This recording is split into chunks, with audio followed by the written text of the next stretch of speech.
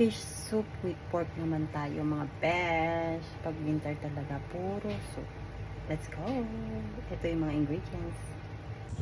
Bali sa soup na to mga besh, pinakabida dyan yung isda at pork at mais, carrots, at kung ano-ano pa dyan. Tapos, yung isda natin besh, kailangan natin yung iprito bago ihalo sa soup.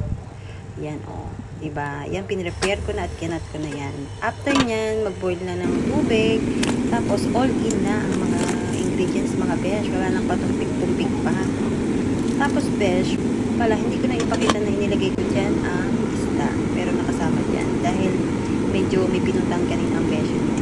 At after 3 hours, ready to serve. Mga besh, luto na yung soup natin. Bali, 3 hours ko siyang pinakuluan. Tapos, ayan o. May corn. Pwede mo siyang kainin, pero kalimitan sila. Yung amo kong babae, mahilig siya sa mais. Ayan. Tapos soup. Yun ang kinakain niya dito sa soup na to. Tapos maraming soup.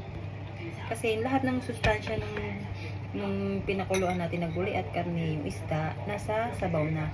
Kaya ang alam nila, yun na yung broth yung pinaka-healthy. Enjoy your food. Inom tayo. Cheers. Ang init. Bye.